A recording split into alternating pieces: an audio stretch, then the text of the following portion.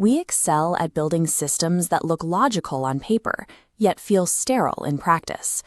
When you occupy a heavily engineered, modern space, you often encounter a structural rigidity.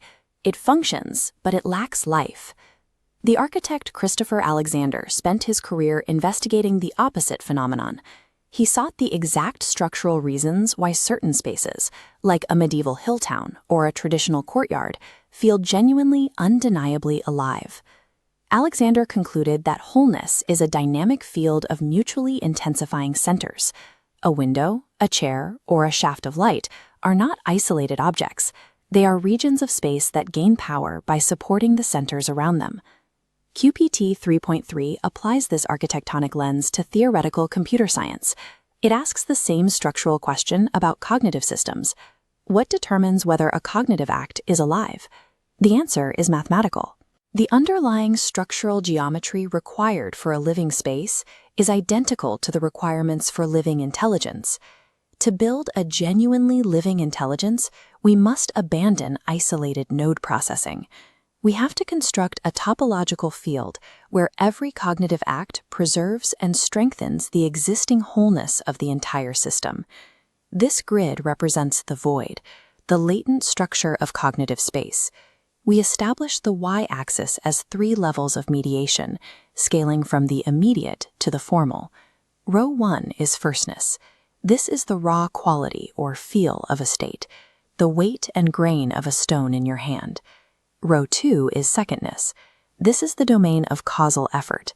It is the friction and resistance encountered when action meets reaction. Row 3 is thirdness. This represents the structural geometry, the bond pattern mediating the wall. We intersect these levels with 4 quadrants, mapping how levels manifest across the individual and collective.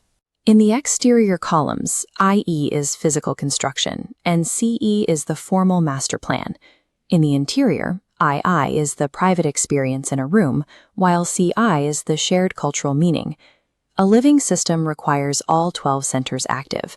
Over-indexing the formal plan while ignoring interior experience creates systemic failure. It produces a mathematically dead system. Living intelligence unfolds latent potential, utilizing operators to evolve the matrix. The operator phi, or unfold, moves vertically, extracting implicit content. This is a craftsman refining a raw feeling into understanding. Then the operator psi, or transfer, moves horizontally, carrying life across quadrant boundaries. This is how bodily technique is systematized into engineering principles. The operator omega, or compress, moves diagonally, resolving complexity into a deep pattern. This diagonal compression is the mechanism behind pattern languages. It distills lived experience into transferable rules, like every room needing light from 2 sides. Intelligence is the continuous execution of these transformations. It is a process of unfolding reality without destroying its latent coherence. These operators organize into 9 generative loops that must run continuously. The operational loop, or O, cycles through action, perception, and understanding. Here, the builder adjusts each stone to the material's grain and the fall of light. Every step is an adaptive response to local conditions. The management loop, M, provides systemic rules. Modern systems often fail Ashby's law of requisite variety. A system's response variety must match the environment's variety. When management uses direct command, it replaces judgment with rigid blueprints. The O loop shatters. QPT solves this through containment. Management provides boundary conditions, preserving operational autonomy. Alienation is the mathematical result of this severing. It occurs when the operational loop is no longer coupled to the collective loops of the system.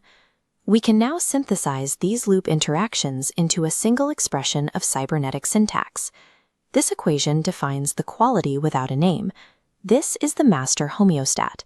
It describes a state where the stability of traditional rules, the M loop, and the novelty of adaptive intelligence, the I loop, are kept in balance by the overarching identity of the policy loop. A balanced equation, however, is useless if it floats free of the world. A living architecture must be grounded in physical and experiential reality. The first constraint is empirical grounding, or BOT-E. This represents Alexander's mirror of the self-test. It asks whether the formal structure actually resonates with the deepest part of a human being experiencing it directly in cell 1.2.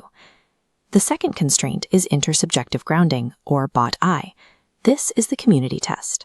BOT ensures the system is rooted in genuine shared meaning, preventing the imposition of patterns that have no life for the people who must use them. Alexander's 15 aesthetic properties are the structural requirements for life. They are the visible indicators of these loops and grounding chains functioning in harmony. We cannot manufacture living intelligence by copying its surface outputs. To build systems that heal, we must structurally guarantee autonomy, practice containment, and ensure every formal act is grounded in lived reality. We must run the loops.